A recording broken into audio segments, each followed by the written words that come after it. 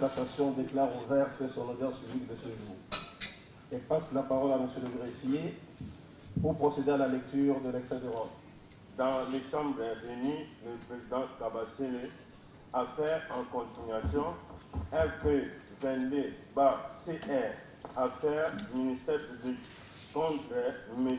Constant Moutamba Mungunga. C'est tout, Monsieur le Président. À la demande du prévenu, avait renvoyé la cause à l'audience ce jour pour plaidoirie.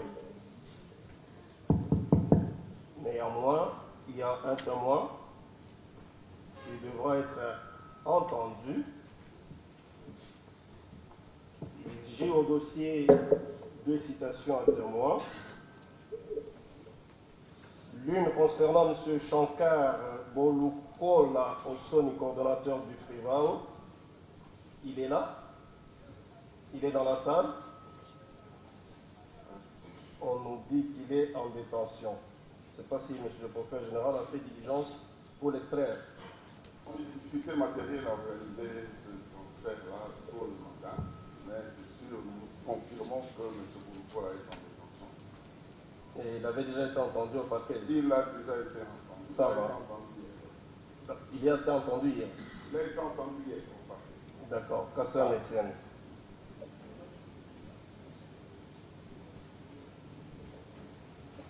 C'est monsieur.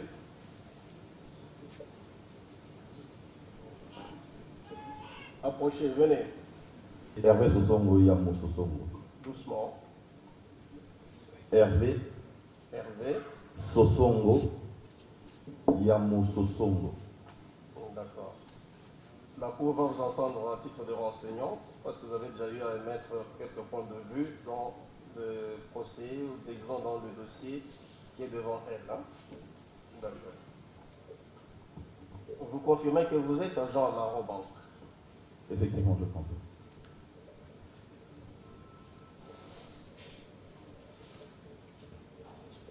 Vous êtes à la Robanque en quelle qualité, dans quel département et pour quelle fonction? Oui, monsieur le procureur général. D'abord, éclairer la Cour sur le point que nous entendons faire élucider par son témoignage. La Cour est en train de l'identifier. Le moment venu, elle vous passera la parole. Responsable du département contractualisation et innovation juridique dans la direction des affaires juridiques à la Robanque. Reprenez un peu doucement. Je suis responsable du département contractualisation et innovation juridique dans la direction des affaires juridiques. Et vous êtes à la banque depuis combien de temps? Depuis novembre 2016. Novembre 2016. D'accord. Oui, monsieur le procureur général, c'est vous qui avez fait citer le témoin. Monsieur le Président, distingués membres de la composition, pendant les instructions faites aux audiences passées, vous avez longuement entendu le prévenu vous parler d'un compte séquestre. Il a prétendu que le compte dans lequel l'argent de l'État était vidé était un compte séquestre. Et ce compte-là était ouvert dans les livres de la Rabanque. C'est pourquoi nous avons pensé qu'il était bon, en sus des déclarations déjà faites devant nous, qu'il était bon que la Rabanque comparaisse et nous permette d'éclairer la Cour sur la date d'ouverture du compte en question, sur la nature de ce compte, et qu'ils nous disent à ce jour si l'argent qui est dans ce compte appartient à l'État congolais, ou si c'est l'argent appartenant au titulaire du compte. Qu'il nous éclaire aussi en précisant s'il est possible à ce jour, c'est certes vrai que le prévenu qui est devant vous ne peut plus rien faire, mais il a à ce jour un successeur si le ministre de la Justice peut opérer un quelconque mouvement sur ce compte et récupérer l'argent de l'État où ça nécessite une procédure particulière. Nous vous avions dit que le séquestre est soit conventionnel, soit judiciaire.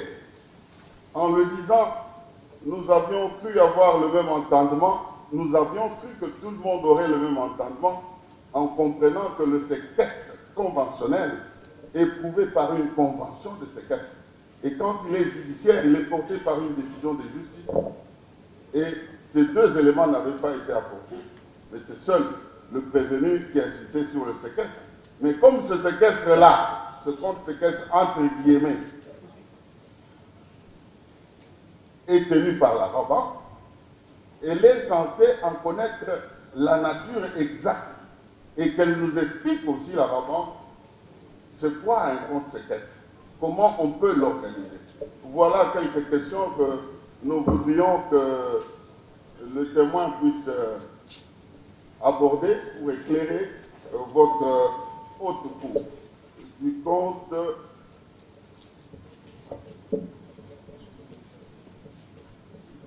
La Cour peut vous aider. Le compte numéro 25 101-011 45 17 5 001-47 USD, ouvert dans les livres de la Rabanque sous l'intitulé Zion Construction, SARL. Voilà. L'officier du ministère public voudrait savoir s'il existe dans vos livres un compte ouvert au profit de la société Zion Construction. Merci, Monsieur le Président. Effectivement, le livre de Rabanque, il existe un client détenteur d'un compte courant au nom de Zion Construction SARL. Il s'agit d'un compte courant déjà. Oui, un compte courant. C'est un compte courant. Un compte courant. Oui.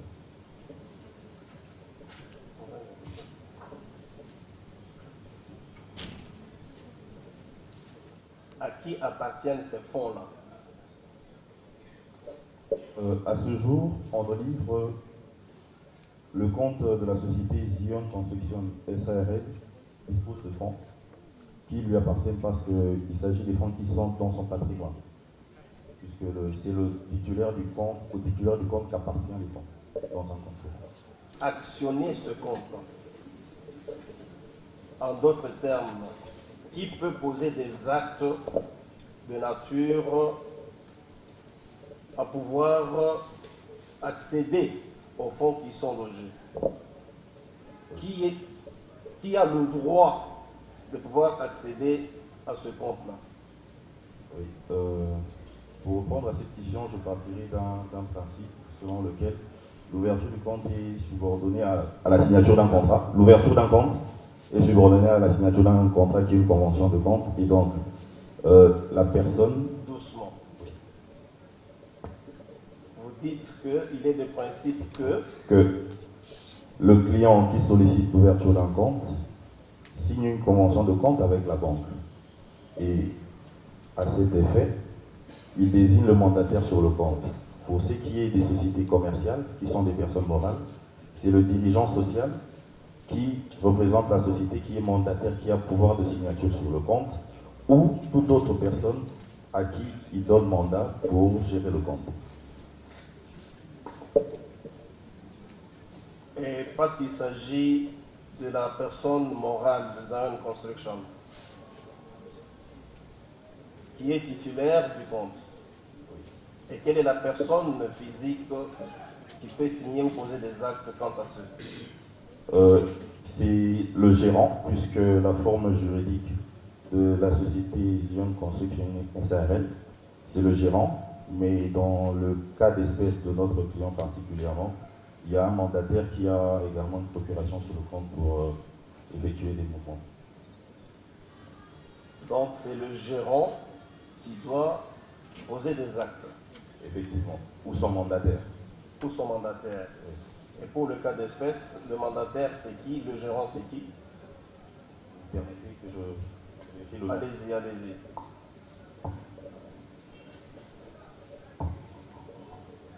D'accord, merci.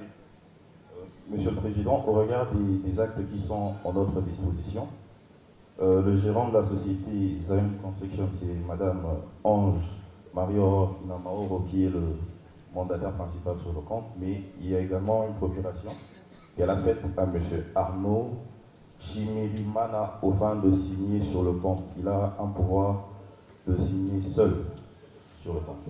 Revenons un peu sur ce cas-là. Vous dites que le mandataire principal, Qui est la gérante de la qui est société? la gérante de la société, c'est Madame Ange Marie-Aurore Inamao. D'accord. Oui. Et en dehors d'elle, C'est Monsieur Arnaud elle a donné procuration. Oui. Mon mandat. Mandat à Monsieur Arnaud Chimirimana au fin d'effectuer des transactions sur ce compte.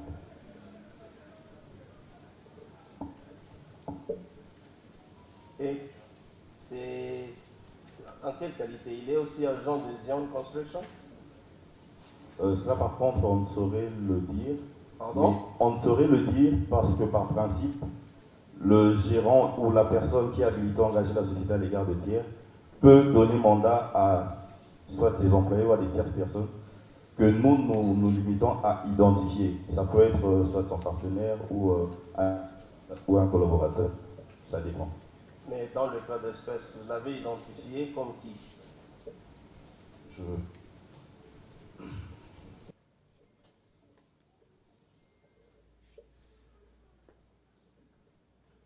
Les avions sont déjà versés au dossier de la Cour. Vous auriez l'amabilité, monsieur l'expert, de pouvoir, vous avez dit? Monsieur Arnaud a reçu un mandat en tant que mandataire, tout simplement. Et quels sont ses pouvoirs? Signé seul sur le compte. Signer seul Sur le compte. Sur les différentes transactions à effectuer. Compléter le procureur général avec les questions qu'elle a pu recueillir aussi. Lorsque les fonds ont été logés dans le compte de la société Zion Construction, ces fonds provenaient d'où? Est-ce des liquides? Il y a eu une lettre vous adressée pour que vous puissiez passer les écritures d'un compte à un autre. Si tel est le cas, le compte d'où provenait l'argent, qui est les fonds qui sont logés dans le compte des Zion, provenaient d'où?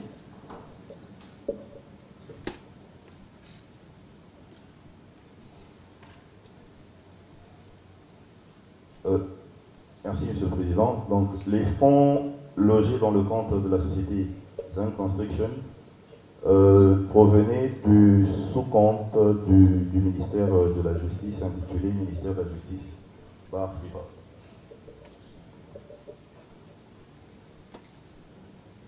En dehors de la gérante, qui est mandataire principal, et de mandataire, je crois, délégué, M. Arnold, est-ce que le ministère ou le ministre de la Justice pouvait aussi poser des actes sur ce compte?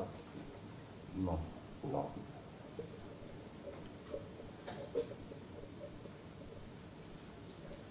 Voudriez-vous indiquer à l'intention de la Cour la nature de ce compte-là? Le compte qui est ouvert au profit de Zion Construction. À quelle nature? Il est dénommé comment? Donc, à la demande de la société Zion Construction, Robank a procédé à l'ouverture d'un compte courant. C'est un compte courant. Oui. C'est comme ça qu'il est chez vous. Oui. Un compte courant. Un compte courant. Oui.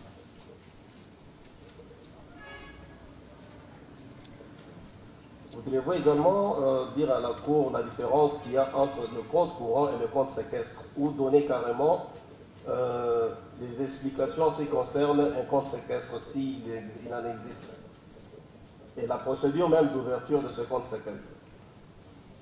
Merci, Président. Je partirai du règlement général des opérations de Robank, qui constitue la convention de compte qui est un contrat d'adhésion entre Robank et sa clientèle.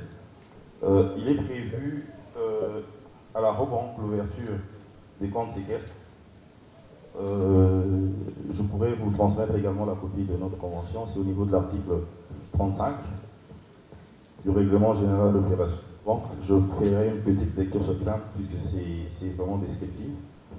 La banque met à la disposition de son client un ou plusieurs comptes séquestres dans lesquels peuvent être domiciliés des fonds faisant l'objet d'un litige ou des fonds destinés à garantir l'exécution d'une obligation contractuelle. Les modalités de fonctionnement des dix comptes sont définies de commun accord avec les parties lorsqu'il s'agit d'un séquestre conventionnel et par l'autorité judiciaire habilitée lorsqu'il s'agit d'un séquestre judiciaire. Donc, si je pourrais me redire, le compte séquestre à la Robank, il est ouvert dans deux hypothèses lorsqu'il s'agit d'un séquestre judiciaire. Lorsque le tribunal désigne Robank aux fins de détenir des fonds faisant l'objet d'un litige, comme séquestre, ou dans le cadre d'un séquestre conventionnel, on ouvre ce type de compte afin de garantir les obligations qui ont été définies par les parties dans le cadre d'un contrat qu'ils ont eu à conclure. Et quelle est la procédure pour l'ouverture? Oui, pour l'ouverture du compte séquestre, pour ce qui est du séquestre conventionnel, le client adresse une lettre de demande d'ouverture de compte séquestre à la banque en indiquant notamment l'objet du séquestre et il nous communique également les modalités d'ouverture, de gestion en fait de ce compte, tout en y joignant le soubassement qui est le contrat qui a été conclu entre ce dernier et son partenaire ou plusieurs de ses partenaires. C'est dans ce cadre que nous, au niveau de la Robank, on va préparer une convention séquestre qui va définir justement les modalités de gestion de ce compte, étant donné que son fonctionnement est particulier et atypique au fonctionnement du compte classique. Là, c'est lorsqu'il s'agit du séquestre conventionnel. Oui. On met en place une convention. La procédure en ce qui concerne le séquestre judiciaire? Oui, c'est sur base d'une décision de justice qui nous est signifiée en bonne et due forme. La juridiction qui a rendu la décision que l'on procède à l'ouverture du compte séquestre. Dans la plupart des cas, lorsqu'il s'agit des séquestres judiciaires, par rapport à ce que l'on voit dans la pratique, c'est plus dans les cas de succession, lorsqu'il y a un conflit qui porte sur le patrimoine du dépouilleuse, que le tribunal désigne un séquestre judiciaire aux fins de domicilier des fonds domaniaux. Alors, quel est l'état actuel de ce compte? Donc, il est disponible? À ce jour, non. À ce jour, la demande que Robank a reçue de la société Zion Construction, c'était l'ouverture d'un compte séquestre, d'un compte courant plutôt. C'est ce qui a été ouvert. Et quel est l'état actuel de ce compte courant? Il est disponible, Zion peut y accéder? À ce jour, Zion ne peut pas accéder à ce compte parce qu'il y a des mesures conservatoires qui y sont appliquées, notamment par le parquet et la Sénat. Et si cette mesure conservatoire est levée, il peut y accéder ou poser des actes en rapport avec ce compte? Oui. Au regard de l'identification du monde. Si le gel, si la saisie, entre guillemets, est levée, cette mesure conservatoire, si elle est levée aujourd'hui, qui peut actionner, qui peut poser des actes en rapport avec ce compte? Au regard des éléments d'identification, à ce jour, c'est M. Arnaud Chimirimana qui est mandataire sur le compte. M. Arnaud? Oui, Chimirimana. Chimirimana, oui. Qui peut poser des actes sur le compte.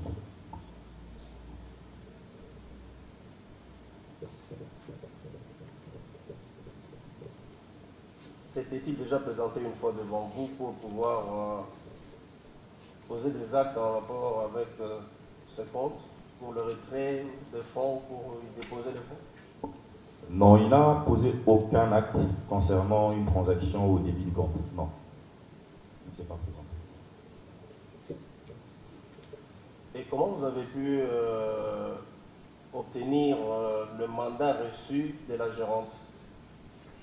Donc, à l'ouverture du compte, on a ce qu'on appelle cahier d'ouverture de compte. Le mandataire le remplit en communiquant toutes les informations sur la société, notamment la dénomination sociale, le numéro d'immatriculation et il signe le cahier. Et pour faciliter la tâche à nos clients, on a mis en place des procurations générales qui sont des procurations types. Il suffit juste pour le gérant de le remplir le nom du mandataire désigné et les deux vont signer sur la procuration. C'est ce qui a été fait et c'est sur base de cela que M. Arnaud a été identifié, on a pu avoir sa pièce d'identité. C'est à la suite de cela qu'on a procédé à l'ouverture du compte courant. Monsieur le procureur général, la Cour croit que l'expert a répondu à toutes vos préoccupations. Oui, est-ce que le renseignant peut nous préciser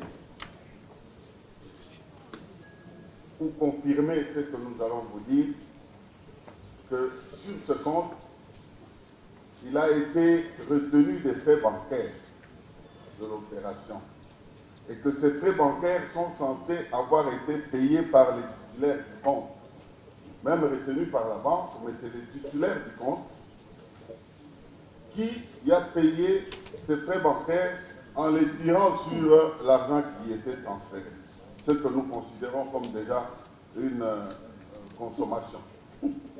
Est-ce que l'expert peut nous permettre d'avoir des précisions là-dessus? Nous lui avions posé cette question au parquet et nous la répétons, nous la suggérons encore une fois de plus pour qu'elle soit intégrée dans les débats à l'audience. Pour ce qui est des frais concernant la transaction qui a été effectuée, je vais apporter une petite précision sur les modalités, comment cela se passe. Donc, les frais sont payés par la personne qui initie le virement. Donc, si c'est le compte A qui effectue un virement vers le compte B, c'est le compte A qui paye les frais. Alors, pour ce qui est des transactions locales, donc de rebanque vers une autre banque, il y a une grille de tarification, c'est 1% le frais. Et pour ce qui est de transactions, des virements de compte à compte, comme on le dit dans notre jargon, donc un virement allant vers un compte rebanque vers un autre compte rebanque, il n'y a pas de frais qui sont perçus. C'est quand même des frais qui est à l'auteur de $2. C'est ce qui a été perçu pour cette transaction. Monsieur le Président, il n'y a plus 19 900 000. Il y a 19 800 quelque chose. La précision est dans une caisse qui est versée au dossier. C'était la réponse de la Rabanque pour nous donner l'état de ce compte. C'est ça qui représente les 2%. Oui. D'accord. Je confirme que au moment de l'opération, la banque n'a perçu que $2 au titre des frais par débit du compte du ministère de la Justice. $2 ou bien 2%?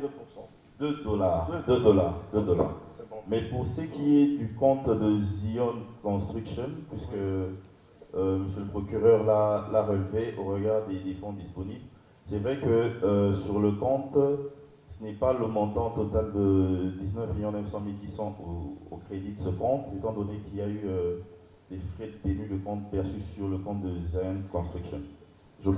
On pourra peut-être transmettre à la Cour pour information les relevés actualisés de la société Zion Construction pour avoir la situation exacte.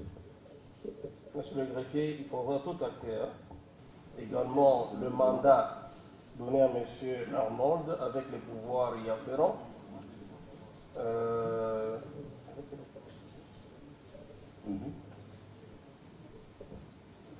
Et la situation du centre de compte.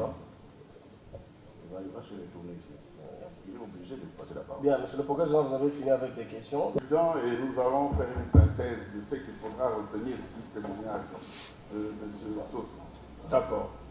Alors, la grande question qui se pose, comme le compte, l'argent versé, c'était 19 900 000 $ américains. Vous affirmez que le montant n'est plus celui-là? Dans la précision. Oui, le fait de retenue de compte. Non, il y a deux aspects. Tout à fait. J'ai parlé de la situation des fonds sur le compte Zion, parce que monsieur le procureur a relevé le fait que sur le compte des Zion, ce n'était plus la somme de 19 900 000. Et c'est pourquoi j'ai parlé de mettre à votre disposition, mettre à disposition de la Cour le relevé de compte de la société Zion Construction actualisé.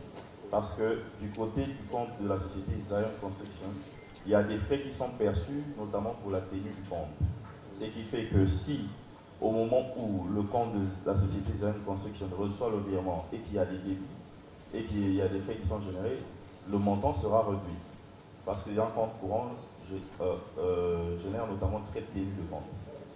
Mais par contre, pour ce qui est du compte du ministère de la Justice par FIRAO, qui a été débité, sur ce compte-là, la banque n'a perçu que 2,32 $ de frais pour cette transaction-là. Dollars américains. Oui. Oui. Et vous avez affirmé que ce compte ne peut être mouvementé que par le gérant ou alors par son mandataire. Et vous avez cité le nom du mandataire, Oui. Arnaud Chimirimana. Oui. Lorsque ces gens signent, ils viennent tous les deux. Vous vous limitez à leur signature ou vous identifiez également le mandataire, connaître qui est-il, il est de quelle nationalité et qu'est-ce qu'il fait dans la vie. Pour ce qui est de... Même l'adresse domiciliaire. Effectivement, lorsque la société ouvre le compte, on identifie la société au regard des actes sociaux que la société présente. Et pour ce qui est des mandataires, notamment pour le cas de M. Arnaud, il est également identifié parce qu'il a reçu le pouvoir pour monter le compte. Et dans le cas d'espèce, la pièce qui a été transmise à la banque, c'était la photocopie de son passeport. Sa date de naissance, sa nationalité, le lieu de délivrance du dit passeport. Allez-y, on voudra entendre cela, que cela soit fait en attendant que la pièce soit produite au dossier. Sur le passeport, il est écrit surname Jimirimana, prénom Arnaud Carrel, nationalité canadienne, date de naissance 15 août 1989, lieu de naissance Bujumbura, date de délivrance 3 mai 2019, date d'expiration 3 mai 2029, lieu de délivrance Kinshasa. Numéro de passeport AJ 88 0633. C'est un passeport congolais? Non. C'est un passeport Canadien. canadien? Oui. Et la date, le lieu et date de naissance? Bujumbura, 15 août 1989. Nationalité? Canadien. Canadienne, ok, c'est bon. Est-ce que sur ces comptes, avant le dépôt de cette somme, le virement de cette somme, il y a eu d'autres mouvements sur ces comptes, avant et après? Les mouvements de retrait des dépôts. Avant et après? Avant, il n'y a pas eu d'autres opérations parce que le compte a été ouvert le 15 avril 2025 et la première transaction, c'était la transaction qui émanait du ministère de la Justice. Le compte a été ouvert quand? Le 15 avril. Le 16. Et après le 16, il n'y a plus lié comme mouvement, ni retrait, ni dépôt?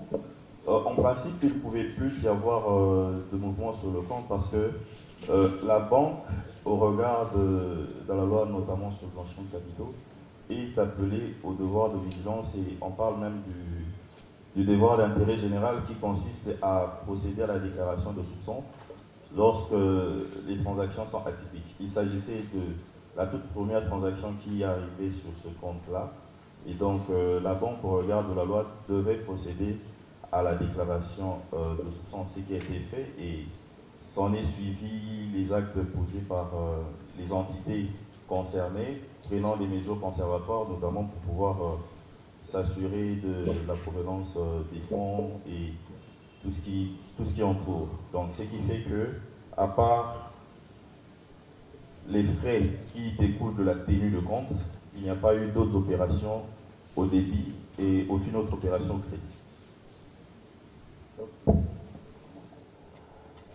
Est-ce que vous certifiez que le ministre de la Justice n'a jamais fait parvenir à la Banque un écrit attestant l'existence d'un séquestre? est-ce que la Banque n'a jamais reçu une telle correspondance de la part du ministre de la Justice? Banque n'a pas reçu de lettre émanant du ministre de la Justice faisant état d'un compte séquestre ouvert au nom de Zion, hormis l'instruction de paiement. Ok, merci beaucoup. De séquestrer un compte courant, de rendre un compte courant séquestre après ouverture. Ce n'est pas possible. On procédera plutôt à l'ouverture d'un sous-compte séquestre, puisqu'on ne peut pas détenir un compte séquestre sans l'existence d'un compte courant. Donc, ce qui devrait être fait, c'était l'ouverture d'un sous-compte séquestre. Il a parlé du 17. Merci. Le 15 avril. À l'expert, M. Hervé. De prime abord, faire observer que nous acquiesçons, bien sûr, que le témoin cité par le ministère public vienne comparaître après la clôture des auditions des témoins, parce que nous avons, nous, parties prévenues, insisté sur la comparution des témoins clés à des charges, et certains, malheureusement, ne sont pas présentés. Et la Cour les a exemptés de leur déposition. Donc ça, s'estimant être suffisamment éclairé. Et là, nous sommes surpris. Alors que les devoirs étaient la poursuite de l'instruction et la plaidoirie éventuelle. Donc c'est vraiment une observation de taille que je voudrais faire observer. Monsieur le Président, je suis également heureux que le renseignant ait confirmé qu'il n'y a eu aucune demande qui a été opérée ou effectuée pour le décaissement dans ce compte. Parce que, comme j'ai insisté, il y avait une lettre que nous avions adressée à la société Zion. Et c'est la code 55 qui est versée au dossier. Vous verrez que, Président, on ouvre le compte aujourd'hui et on se précipite à dire c'est tentative de détournement. Alors que le processus est en cours. Et heureusement qu'il n'y ait aucune demande, ni de la part de cette société, l'entrepreneur. Adressez-vous à la Cour, s'il vous plaît. Merci, Président. Je vous en prie. Donc, il n'y a aucune demande. Je voudrais que le greffier puisse acter cela sur votre autorisation. Et donc, si on laissait 72 heures, on laissait une semaine, tout ceci ne serait pas arrivé. Deuxième observation, Président, c'est qu'il y a eu résiliation de ce contrat après. Zion s'est retiré. Zion s'est retiré. Le parquet a cette lettre, s'énarrête à la lettre, parce que c'est son temps abusé. Pourquoi abusé? Et avec raison. Le renseignant bureau d'études avait confirmé par devers votre haute cour avoir effectué des dépenses pour les études de sol. Les dépenses liées aux études proprement dites, les dépenses liées aux frais de voyage, au logement, etc. Mais c'était puisé dans quel compte? Et ce n'est pas 10 et ce n'était pas 1000 $. C'est plus que ça.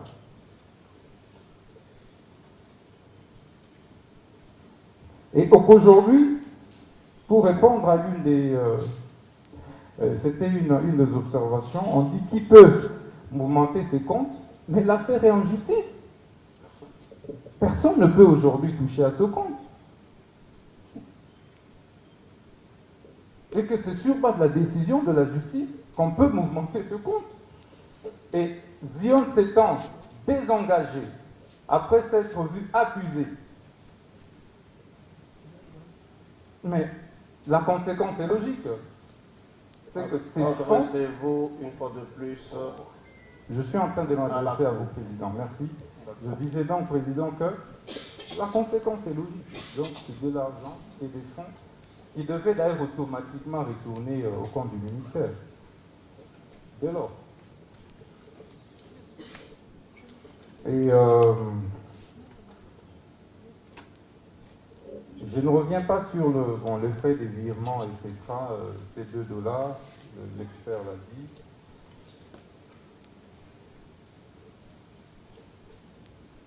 Et puis,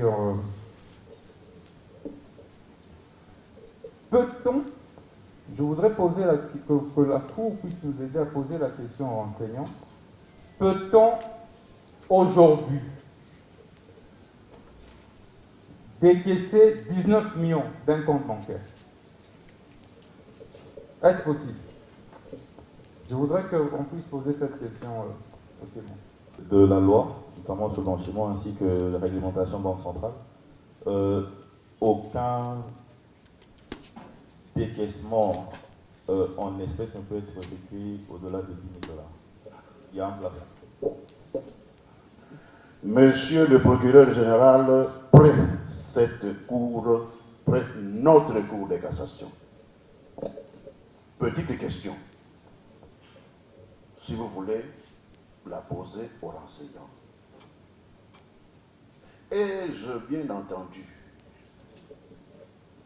que pour ouvrir un compte séquestre, il faut commencer par ouvrir un compte courant?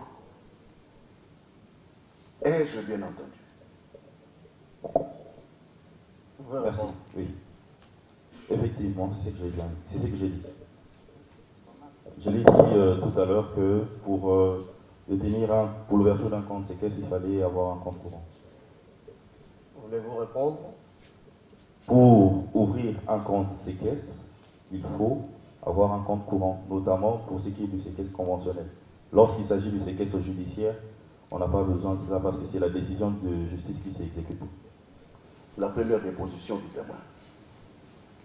Je voudrais proposer une autre question. S'agissant d'un séquestre conventionnel, l'ouverture d'un compte séquestré sur base d'une convention, y a-t-il à la banque un délai de forclusion depuis l'ouverture du compte courant?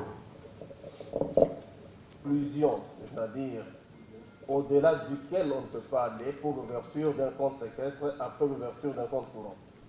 Non, il n'y a aucun délai. Monsieur le Président, la question que je propose à la Cour de poser aux renseignants est la suivante.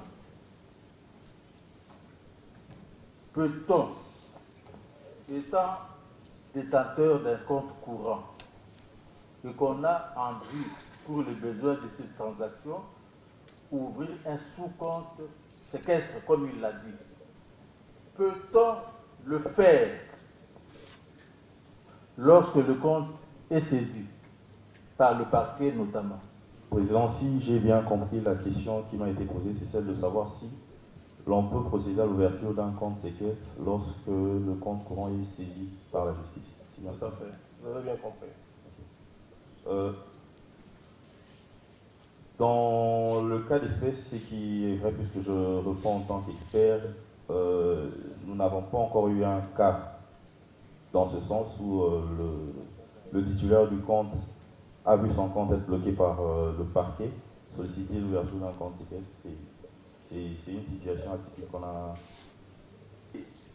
Religieusement, le renseignant qui vient de déclarer ici si haut. Notre petite question, c'est de savoir, lorsque les renseignants déclarent pour qu'il y ait un compte séquestre conventionnel, il faut que cela soit accompagné des actes de contrat établis entre le parti. Notre question maintenant est celle de savoir, ces comptes-là, où les pièces pour ouvrir les comptes séquestres seront amenées par la société, le demandeur d'ouverture de ces comptes ou c'est la partie qui avait sollicité d'établir le contrat avec la société? L'une des parties au contrat, notamment dans le cas de Zion, peut solliciter l'ouverture d'un compte séquestre. C'est bien ça?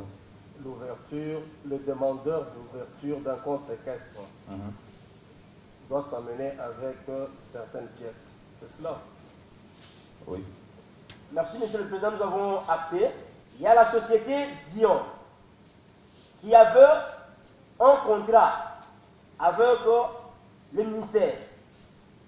Dans les cas d'espèces, pour ouvrir les comptes séquestres, la demande sera apportée par le ministère ou c'est la société qui avait signé le contrat avec le ministère qui doit apporter les pièces à la banque? Je la question parce que je comprends qu'il voudrait savoir quelle est la partie qui apporte les soubassements pour l'ouverture du compte séquestre. À cette question, c'est la personne qui sollicite l'ouverture du compte qui apporte les éléments de soubassement. C'est la personne qui sollicite l'ouverture du compte. Dans les cas d'espèce, la société Zion. Pourquoi? On n'aille pas dans les généralités du genre est-ce possible? Qu'on dise dans le cas d'espèce, Zion Construction avait contracté avec le ministère de la Justice. Qui des deux peut solliciter l'ouverture du compte séquestre ou du sous-compte ou du compte séquestre conventionnel, avec quels documents et qui doit les apporter? On reste dans le cadre de l'économie de ce procès, de ce procès. Vous avez une précision? Vous aviez quelque chose à ajouter? Un peu, vas-y. C'est comme ça que je disais que vous avez réglé la question. D'accord. Oui. Si vous pouvez préciser, en ce qui concerne le compte courant, ce compte appartient à celui qui l'a suscité. En l'espèce, c'est la société Zion. Est-ce que c'est seule la société Zion qui peut solliciter l'ouverture d'un compte séquestre ou une tierce personne peut le faire? Le règlement général des opérations que je vais insérer au dossier, qui dit que la banque met à la disposition client un ou plusieurs comptes. Donc, l'ouverture d'un compte séquestre peut être ouvert à la demande que d'un client. Selon que le ministère de la Justice est client en olive, il peut solliciter l'ouverture d'un compte séquestre. La société Zion étant client, cette société peut également solliciter l'ouverture d'un compte séquestre. Cependant, chacune des parties dans la demande doit motiver l'objet et cette motivation, le banquier ne le connaît pas jusqu'à ce qu'il recevra la demande formelle du client, qui peut être l'un ou l'autre. Les deux aussi peuvent le faire, c'est-à-dire pour le même compte solliciter à travers une seule demande en termes de convention Il est des cas où deux clients en olive sollicitent l'ouverture d'un compte séquestre et le motivent. Donc ça dépend. Ça dépend de ce que les parties ont convenu.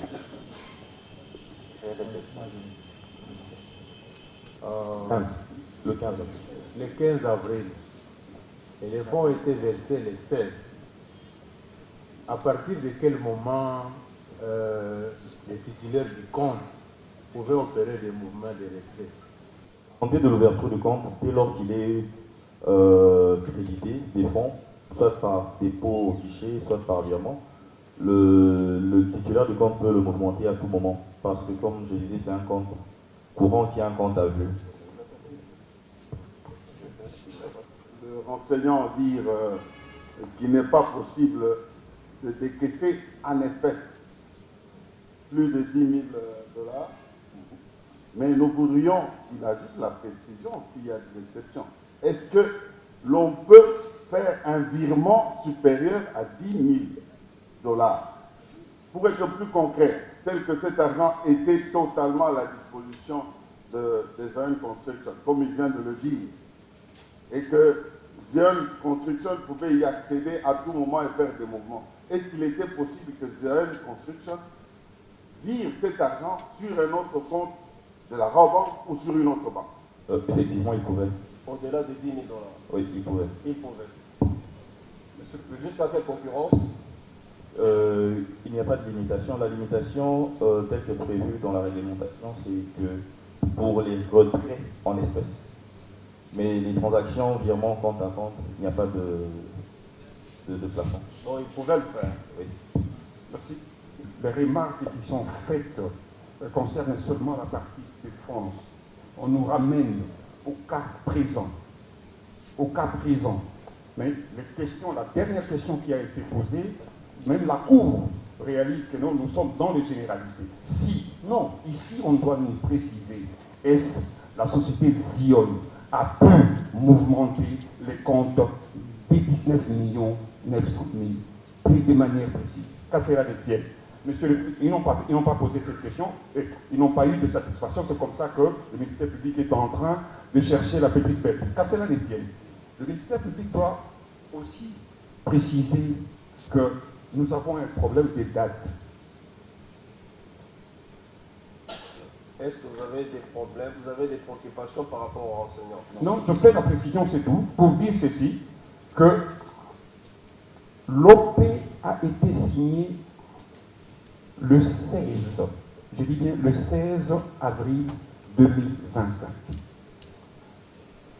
Le 14, 2 jours avant, ça c'est peut-être à l'intention du ministère public, 2 jours avant, notre client écrit à la société Zion pour parler des modalités d'utilisation des fonds destinés à la construction. C'est 2 jours avant. Le 16, l'OP est signé. Et l'OP est signé en copie Monsieur l'inspecteur général des finances pour qu'il suive le mouvement de fonds. Ce qui a été certifié par le renseignant qui dit qu'il n'y a aucun mouvement qui peut se faire tant qu'il y a un montant qui a été mouvementé. Et la lettre sur les modalités d'utilisation des fonds a été copiée à son Excellence, Monsieur le vice-ministre de la Justice. Et les 17, on bloque les comptes. Donc, notre client a toujours été cohérent pour dire qu'il a signé un OP, il a écrit réservant copie à toutes les institutions qui peuvent surveiller le mouvement des comptes, ce qui a été fait, et les 17, là, les comptes ont été bloqués. Donc c'est la précision qu'on voulait amener. D'accord. Pour le reste des précisions, je crois que ça va intervenir au mois de plaidoirie. D'accord. Qui devait être adressé à Zion. Moi, j'ai reproduit la lettre que j'avais reçue. Mais je considère que c'est une entreprise qui a droit, évidemment, à son honneur, à sa crédibilité d'unité. D'accord. Bien. N'a-t-il pas confronté le renseignant à l'inculpé ou au prévenu? Parce que s'il avait organisé la confrontation entre le ci-devant prévenu et les personnes qu'il a entendues, je donne à parier que nous ne serions pas ici. Merci. Vous avez répondu, mais restez pour obtenir la réaction du procureur général. Mais avec respect, merci. Donc, cette était déjà suffisamment idée. On voudrait se mettre à la place du ministère public, qui, de par son appréciation discrétionnaire, décide du moment où il arrête l'instruction des juridictionnels et saisit la juridiction compétente. C'est ce qui s'est fait. Et puis, quand on parle de la confrontation, nous aurions aimé qu'on puisse nous donner le soubassement légal de l'obligation de confronter en formant les magistrats actuellement. Nous leur disons que vous n'êtes pas obligés de confronter absolument les parties. Parce que par pratique, Monsieur le Président, nous voudrions que de l'autre côté de la défense, on adopte des attitudes civilisées, républicaines, pour ne pas hurler comme si nous étions dans un marché. Nous disions qu'en formant les magistrats, nous leur disons qu'aucune disposition légale n'impose de confronter les parties. C'est à l'enquêteur, à l'instructeur d'être entreprenant, de réunir suffisamment d'éléments à chaque ou à des chaque pour bien décider sur la suite à donner au dossier. On peut, oui, confronter les parties, mais aucune disposition ne nous oblige. Dans le cas d'espèce, quand on a le culot de dire que nous n'avions pas terminé notre instruction, nous vous produisons ne fût que notre procès verbal qui est au dossier. Nous vous produisons les procès-verbaux de la CNRF. Ce sont des actes authentiques qui ont été abondants. Et le prévenu doit reconnaître ici que devant nous, fatigué par l'interrogatoire, il a pu faire venir ce médecin. Ce n'est pas peut-être encore le moment, monsieur le procureur général. C'est pour vous dire que notre procès verbal est éloquent. Nous avions beaucoup de questions, beaucoup de pages. Vous l'avez au dossier. Ça prouve clairement que l'instruction était suffisante et sérieuse. Nous instruisons pour recueillir les éléments pouvant nous permettre d'établir, de ressortir les éléments constitutifs de l'infraction retenue. Voilà. Nous avons dit. L'instruction est complétée par l'instruction juridictionnelle. Nous sommes d'accord? Oui. Et donc, s'il y a des reproches à faire au parquet parce qu'il n'y a pas eu confrontation, cette carence-là vient d'être comblée par cette confrontation. Et donc, il n'est pas question de pouvoir y revenir. S'il n'y a pas de questions à poser ou à faire poser aux renseignants, on peut les libérer. Lorsque le renseignant dit à la Cour de cassation que pour ouvrir un compte séquestre, il faut préalablement avoir un compte courant, que dit le ministère public?